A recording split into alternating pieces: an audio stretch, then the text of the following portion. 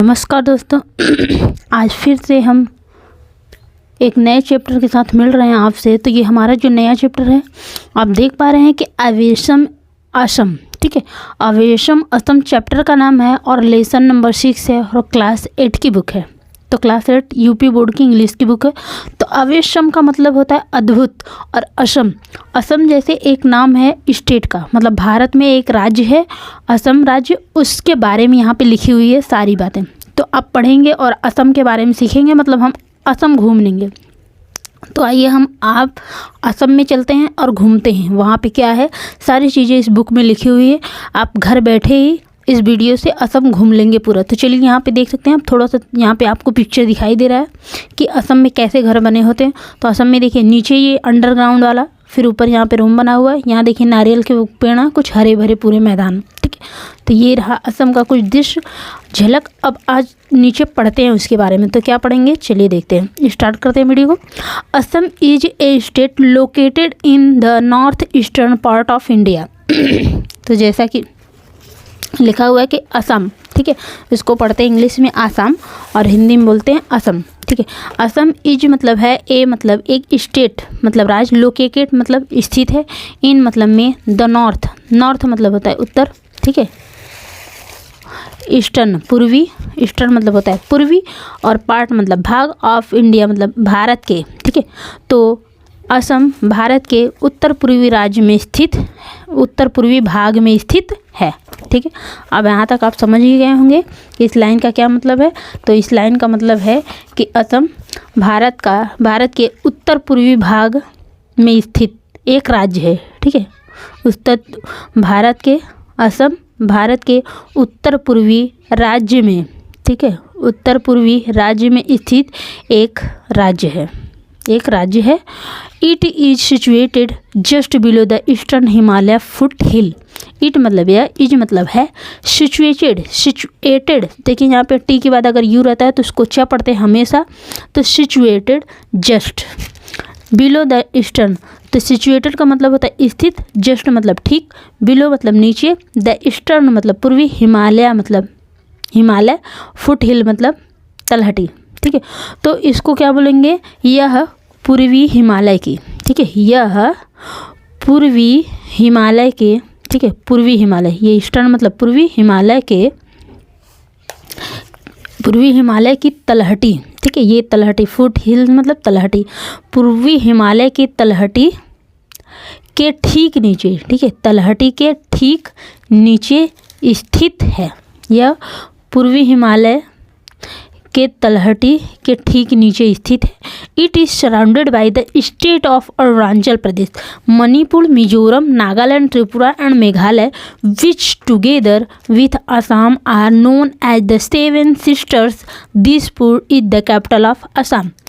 तो इट, यह इज है सराउंडेड, सराउंडेड का मतलब होता है चारों तरफ से घिरा है, bye the state, bye the state मतलब राज्यों से, ऑफ अरुणाचल प्रदेश राज्य से, मणिपुर, मिजोरम, नागालैंड, त्रिपुरा और मेघालय। तो मतलब ये जो राज्य है असम, ये मेघालय, त्रिपुरा, नागालैंड, मिजोरम, मणिपुर और अरुणाचल प्रदेश, इन राज्यों से घिरा हुआ है, ठीक है। इन सभी राज्यों से घिरा हुआ है कौन, असम, ठीक है। तो अभी आसाम के बारे में हम पढ़ रहे हैं, मतलब आसाम में गए तो आसाम के बारे में हम अभी देख रहे हैं। अब आगे देखते हैं कि which together with Assam are known as the seven sister. Dispur is the capital of Assam, ठीक है। तो अब इसमें ये आपने ये जाना कि ये अरुणाचल प्रदेश, मणिपुर, मिजोरम, नागालैंड, त्रिपुरा और मेघालय राज्यों से घिरा हुआ है, और जिन्हें आसाम के साथ, ठीक है, विच मतलब जिन्हें आसाम के साथ, किसके साथ, आसाम के साथ मिलकर, मतलब साथ मिलकर, ठीक है, आसाम के साथ 7 बहनों के रूप में माना जाता है। आसाम के साथ मिलकर 7 बहनों, 7 सिस्टर मतलब 7 बहनों के रूप में जाना जाता है। मिलकर जब आसाम इन 7 बहनों से मिल जाता है, ठीक है, आसाम को मिलाकर, और इन जितने राज्यों के नाम बताएं इन लोगों को मिलाकर 7 बहनों के नाम से इनको जाना जाता हैं।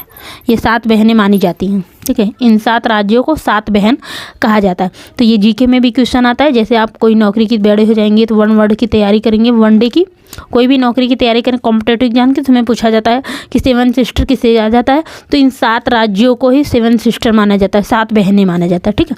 अब आगे देखते हैं कि Dispur is the capital of Assam. तो आसाम की राजधानी दिसपुर है, ठीक है। दिसपुर आसाम की राजधानी है। Assam is a land full of natural beauty. जो आसाम है एक भूमि है भरपूर, मतलब भरी हुई of natural beauty. Natural beauty मतलब जैसे हम आप बोलेंगे ना कि प्राकृतिक सुंदरता से भरा भूमि है, ठीक है, भरपूर भूमि। आसाम प्राकृतिक सुंदरता से भरपूर भूमि है। अब आप सभी को पता होगा प्राकृतिक सुंदरता किसको बोलते हैं, जहाँ ज़्यादा हरियाली रहती है, पेड़ पौधे रहते हैं, पहाड़ वगैरह रहती हैं, झील वगैरह रहती हैं, वहाँ पे होता है प्राकृतिक नेचुरल ब्यूटी, प्राकृतिक सुंदरता। मतलब हम सभी अभी लेडीज़ हैं तो जितनी भी लड़कियां हो चाहे लड़के, सबको नेचुरल ब्यूटी की ज़रूरत है। अभी सब नेचुरल ब्यूटी बनने के लिए, नेचुरल ब्यूटी के लिए ब्यूटी पार्लर में जाते हैं, महंगे महंगे प्रोडक्ट मुंह में लगाते हैं, हाथ पैर में लगाते हैं, तो नेचुरल ब्यूटी चाहिए थी। लेकिन आसाम में आपको क्या मिलेगी, नेचुरल ब्यूटी। किसकी नेचुरल ब्यूटी है, मतलब प्राकृतिक सुंदरता वहाँ पर मिलती है, आसाम में है, ठीक है। तो आसाम में क्या है, प्राकृतिक सुंदरता है, ठीक है। तो आसाम में प्राकृतिक सुंदरता से भरपूर भूमि है। आसाम प्राकृतिक सुंदरता से, ठीक है, भरपूर भूमि है।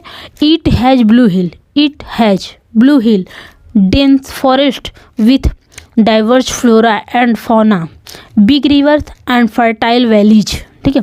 तो इट हैज़ ब्लू हिल, तो इसमें नीली पहाड़ी क्या है, नीली पहाड़ियाँ हैं, इसमें नीली पहाड़ियाँ हैं और फॉरेस्ट जंगल हैं, घने जंगल, डेंस फॉरेस्ट घने जंगल विथ डाइवर्ज फ्लोरा और विविध, ठीक है, विविध वनस्पतियों, फ्लोरा मतलब वनस्पति, विविध वनस्पति और जीवों से भरपूर है। बिग रिवर, वहाँ पे लंबी लंबी नदियाँ हैं आसाम में, एंड फर्टाइल वैली और उपजाऊ। तो हम इसमें नीली पहाड़ियाँ और घने जंगल के साथ विविध वनस्पतियाँ एंड जीवों और लंबी बड़ी बड़ी नदियाँ और उपजाऊ घाटियाँ हैं। मतलब कहाँ पे हैं, ये असम में है। तो Assam is the world's largest tea growing state. देखिए असम इज है द वर्ल्ड मतलब होता है संसार, और यहाँ पे एपोस्ट्रोफी इसका मतलब होता है का। लार्जेस्ट मतलब होता है सबसे बड़ा, टी मतलब होता है चाय, ग्रोविंग मतलब होता है उत्पादक, स्टेट मतलब राज्य।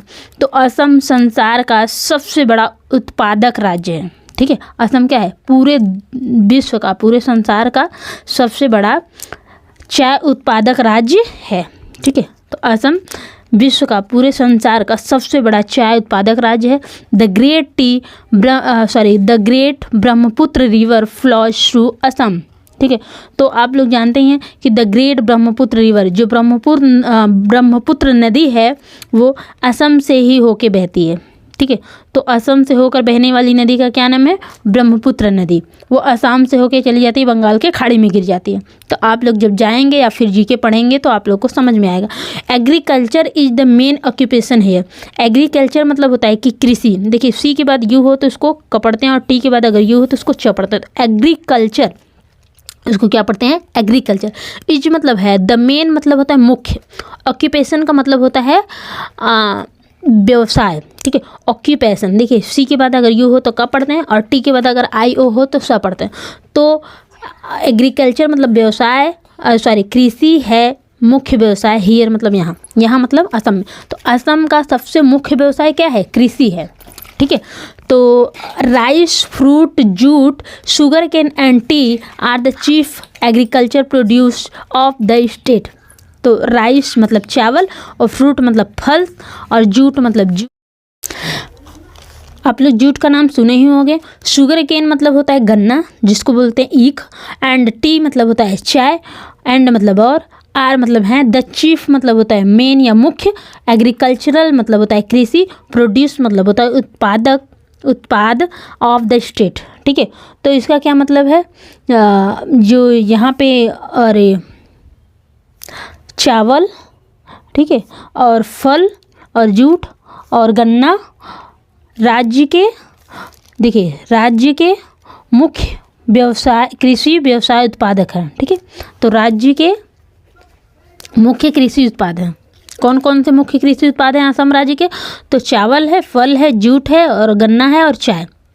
तो गन्ना और चाय, जूट, फल, चावल, ये सब असम राज्य के मुख्य कृषि व्यवसाय हैं, कृषि उत्पाद हैं। ठीक है, कृषि उत्पाद हैं। यहाँ पे ये इतने चीज़ें मुख्य रूप से उत्पादन किए जाते हैं। ठीक है, उगाए जाते हैं। अब आगे पढ़ते हैं कि जब आप कहीं असम में कभी जाएंगे, आपके पास टाइम मिलेगा, तो वहाँ पे आप देखेंगे कि चाय ज़्यादा उत्पादन किया जाता है, गन्ना और जूट और फल और चावल। ठीक है, इसके अलावा ज़्यादा गेहूँ वगैरह ये सब नहीं किए जाते। अब देखिए, the state also produce nearly half of the country total production of T. तो जो स्टेट है, मतलब असम जो स्टेट है, असम राज्य है, वो भी मतलब आल्सो मतलब भी होता है, प्रोड्यूस मतलब उत्पादन करता है, प्रोड्यूस मतलब उत्पादन करता है, नियरली हाफ, नियरली मतलब होता है लगभग, हाफ मतलब आधा, of the country total production of T. Of the country मतलब पूरे देश का टोटल, मतलब पूरा जो प्रोडक्शन होता है, उत्पादन होता है ऑफ टी, तो पूरा चाय का उत्पादन का आधा उत्पादन तो हमारा असम राज्य ही कर देता है। ठीक है, तो पूरे देश में जितना चाय का उत्पादन होता है, उसका आधा चाय का उत्पादन लगभग हमारा असम राज्य में ही होता है। ठीक है, तो पूरे देश में जितने भी चाय, जितना पूरा उत्पादन होता है चाय की, चाय पत्ती की, वो आधा लगभग असम में ही हो जाती है। तो यहाँ पे ये बताया है इस लाइन में। अब देखिए, the state is also rich in natural resources such as oil, gas, coal and limestone. ठीक है, तो द स्टेट का मतलब होता है राज्य, मैंने पहले बताया। इज मतलब है, आल्सो मतलब भी, रिच मतलब समृद्ध। ठीक है, समृद्ध या धनी। इन मतलब में, नेचुरल मतलब प्राकृतिक, रिसोर्सेज मतलब संसाधनों, एसच मतलब जैसे, एज ऑयल तेल और गैस और कोल और लाइमस्टोन। ठीक है, तो गैस, कोल मतलब कोयला, लाइमस्टोन मतलब होता है चूना पत्थर। ठीक है, तो जो हमारा ये असम राज्य है, तो वो क्या करता है कि राज्य तेल, गैस, कोयला और चूना पत्थर जैसे प्राकृतिक संसाधनों से भी समृद्ध है। ठीक है, हमारा असम राज्य तेल, गैस, कोयला, चूना पत्थर जैसे प्राकृतिक संसाधनों में भी समृद्ध है। ठीक है, अब आगे देखते हैं, आगे की लाइन है, द ट्रेडिशनल क्राफ्ट, मतलब उसमें और क्या क्या चीज़ होती हैं असम में, अब उसको पढ़ते हैं आगे। तो the traditional craft like pottery and terracotta work, brass craft, jewellery making, और बम्बू क्राफ्ट, और silk and cotton weaving and wood craft are some major sources of self employment for the people of Assam. ठीक है, तो the traditional मतलब होते हैं पारंपरिक, और क्राफ्ट ना मतलब होता है शिल्प। ठीक है, वहाँ पे कुछ पारंपरिक शिल्प होते हैं, जैसे पॉटरी मतलब वहाँ पे बर्तन बनाए जाते हैं। ठीक है, मिट्टी के बर्तन हो या बर्तन। टेराकोटा वर्क वहाँ पे किया जाता है, जिसको बोलते हैं टेराकोटा का काम होता है। ब्रास पीतल का काम होता है, पीतल का शिल्प होता है, वहाँ पे बनता है। ज्वेलरी गहने बनते हैं, आभूषण बनाए जाते हैं। बम्बू क्राफ्ट बाँस के शिल्प बनाए जाते हैं। ठीक है, बाँस की लकड़ी के सब सामान बनाए जाते हैं, शिल्प बनाया जाता है। और सिल्क रेशमी और कपास की बुनाई होती है। और वुड क्राफ्ट और लकड़ी के शिल्प सामान बनाए जाते हैं। एंड सम मेजर सोर्सेज, और कुछ प्रमुख साधन है ऑफ एम्प्लॉय, मतलब ये सब क्या है, ये इतने जो जितने भी ये काम है, यही हैं वहाँ के मुख्य स्वरोजगार। असम के लोगों के लिए ये मुख्य स्वरोजगार के स्रोत हैं। ठीक है, प्रमुख स्रोत हैं, बर्तन बनाना, टेराकोटा का काम करना, और पीतल के सामान बनाने, ज्वेलरी बनाया जाता है, बम्बू का सामान बनाया जाता है, सिल्क रेशमी और कॉटन की कढ़ाई वहाँ पे की जाती है, वो भी बुनाई होती है, और लकड़ियों के सामान बनाए जाते हैं। ये असम का जो है, असम में जितने भी असम की पारंपरिक शिल्प असम के लोगों के लिए स्वरोजगार के प्रमुख स्रोत हैं। ठीक है, तो इतनी सारी चीज़ें वहाँ पे बनाई जाती हैं, और इन्हीं चीज़ों से वहाँ पे उनका स्वरोजगार होता है, वहाँ पे स्वरोजगार का प्रमुख स्रोत होता है। वहाँ पे ये सारे काम करके वहाँ पे सभी लोग अपना रोजगार खोले हैं, उनको रोजगार मिलती है, मतलब उनका उनसे पालन पोषण भरण होता है, वो उससे कमाई करते हैं। ठीक है, अब आगे देखते हैं आगे की लाइन में क्या है। आगे की लाइन को देखते हैं, इसमें क्या है, तो इसमें Assam is also famous for its national park, ठीक है। तो जो हमारा आसाम है ये इज मतलब है, आल्सो मतलब भी, ठीक है, फेमस मतलब प्रसिद्ध, फॉर मतलब के लिए, इट्स मतलब अपने, नेशनल मतलब राष्ट्रीय पार्क के लिए, राष्ट्रीय पार्क मतलब उद्यान, ठीक है। तो आसाम अपने राष्ट्रीय उद्यानों के लिए भी प्रसिद्ध है, ठीक है। तो अपना आसाम अपने राष्ट्रीय उद्यानों के लिए क्या है, प्रसिद्ध है। A national park is a large area of forest land. तो ए नेशनल पार्क, ठीक है, एक भारतीय हाँ नेशनल राष्ट्रीय उद्यान इज है लार्ज एरिया, लार्ज एरिया का मतलब होता है बहुत बड़ा क्षेत्र, ऑफ फॉरेस्ट वन का, फॉरेस्ट लैंड मतलब वन के भूमि का सबसे बड़ा एरिया नेशनल पार्क होता है, ठीक है। तो नेशनल राष्ट्रीय उद्यान होता है, आप समझिए ऐसे कि राष्ट्रीय उद्यान वन भूमि का एक बड़ा क्षेत्र होता है। राष्ट्रीय उद्यान क्या होता है, राष्ट्रीय उद्यान वन भूमि का एक बहुत बड़ा क्षेत्र होता है। तो जैसे ही आपका क्षेत्र हो गया वन भूमि, जहाँ पे होते हैं जंगल होते हैं, तो वहाँ का सबसे बड़ा क्षेत्र को नेशनल पार्क बना दिया जाता है, राष्ट्रीय उद्यान बना दिया जाता है। तो उसमें जंगल ही रहते हैं, बस उसमें जानवर को छोड़ा जाता है और उसको बाउंड्री से घेर दिया जाता है, ठीक है। तो उसी को बोलते हैं नेशनल पार्क, राष्ट्रीय उद्यान। The government looks after these park.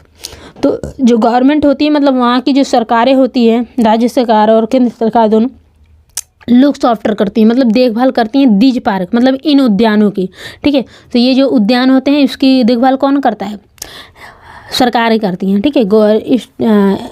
State सरकार हो या तो फिर केंद्र सरकार हो, ठीक है।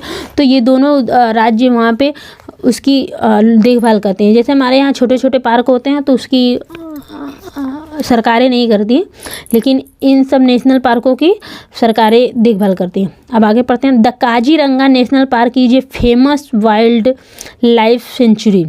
तो जो काजीरंगा है, ठीक है, तो ये काजीरंगा आसाम में ही है। तो काजीरंगा एक राष्ट्रीय उद्यान है। काजीरंगा राष्ट्रीय उद्यान एक प्रसिद्ध, ठीक है, तो काजीरंगा एक राष्ट्रीय उद्यान एक प्रसिद्ध वन्य जीव अभ्यारण्य है। क्या है, वन्य जीव, प्रसिद्ध वन्य जीव अभ्यारण्य। सेंचुरी का मतलब होता है अभ्यारण्य और वाइल्ड लाइफ का मतलब होता है वन्य जीव, ठीक है। तो राइनासोर, elephants, leopards and the Indian bison are some of the animals you can see in the Kaziranga. तो काजीरंगा जो जानवर हैं वो कौन कौन से आप वहाँ पे एनिमल्स देख सकते हैं। तो वहाँ पे राइनासोर गैंडे देख सकते हैं आप, एलिफेंट मिलेंगे, तेंदुआ मिलेंगे और इंडियन बाइसन मिलेंगे, ठीक है। तो ये कुछ बाइसन मतलब कुछ ऑफ द एनिमल्स, कुछ एनिमल्स हैं, जानवर हैं, यू कैन सी जो आप देख सकते हैं इन काजीरंगा। इन सब जानवरों को आप वहाँ पे कुछ ऐसे जानवर जिन्हें आप वहाँ पे देख सकते हैं उनके नाम भी यहाँ पे दिए गए हैं, तो आप पढ़ सकते हैं गैंडा, एलिफेंट, लिपर्ड और इंडियन बाइसन।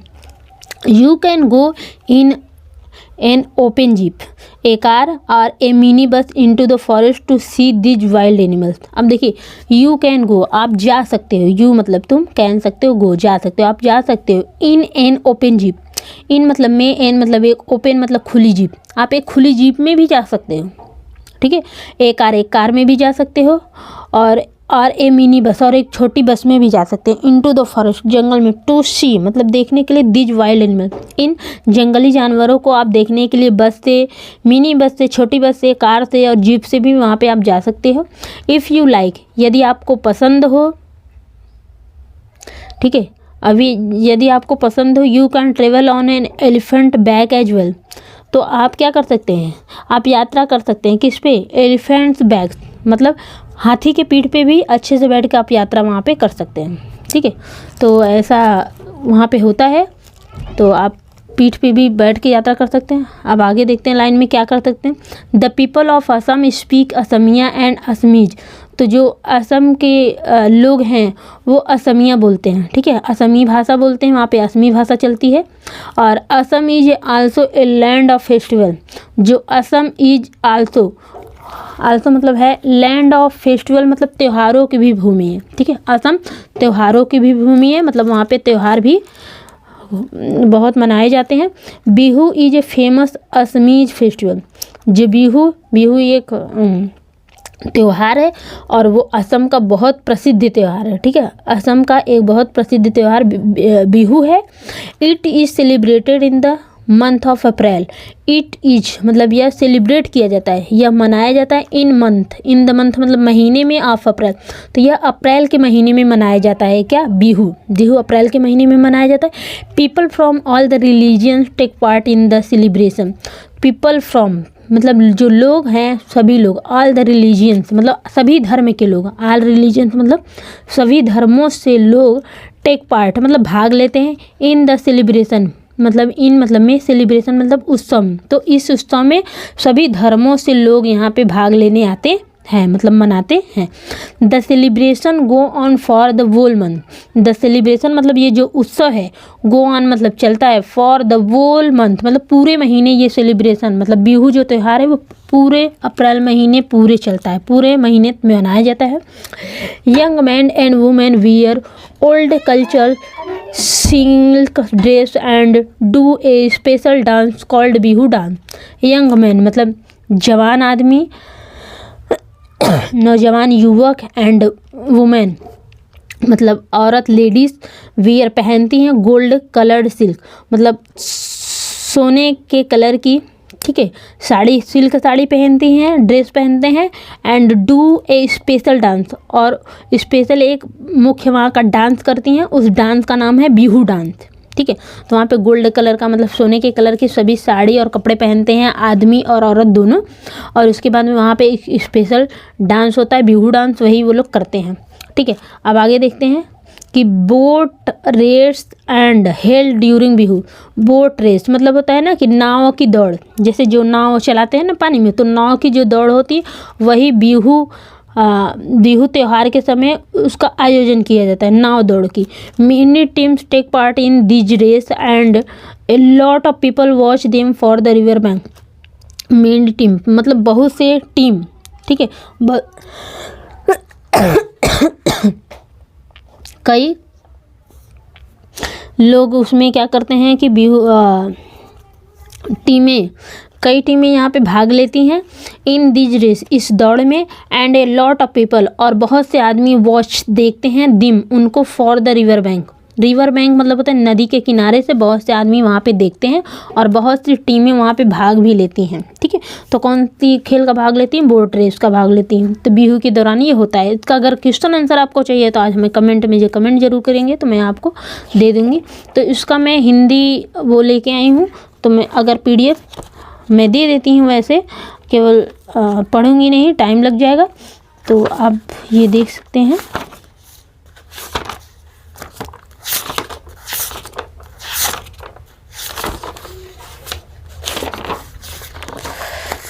ये रहा। आप वीडियो को रोक के लिख सकते हैं और पूरा का पूरा है, ठीक है। तो मैं टाइम लग जाएगा इसलिए मैं नहीं दे रही हूँ कि वीडियो बहुत लॉन्ग बन जाता है। तो आप लोग पूरा देखते नहीं हैं, तो आप लोग पूरा देखें और पूरा यहाँ से वीडियो को रोक के या तो स्क्रीनशॉट लेके या तो कैसे भी इसको लिख के आप अपना प्रैक्टिस कर सकते हैं और पढ़ें ऐसा कि ताकि पढ़ा सकें, ठीक है। तो मैं पूरा का पूरा दे दी हूँ, तो देख सकते हैं आप कि PDF के साथ ये रहें। और फिर उसके बाद में आप इसको नोट डाउन करके 2-4 बार प्रैक्टिस कर लें और इसको भूलें तो रिवीजन कर लें, तो आपको ये याद रहेंगे। तो हर वर्ड की इंग्लिश भी दी मैंने, बहुत से पढ़ने के भी नियम बताएं। अगर क्वेश्चन आंसर चाहिए तो आप कमेंट करिएगा, तो मैं उसके लिए वीडियो बना दूंगी। तब तक के लिए टेक केयर, बाय बाय। फिर मिलते हैं आपसे नेक्स्ट वीडियो में।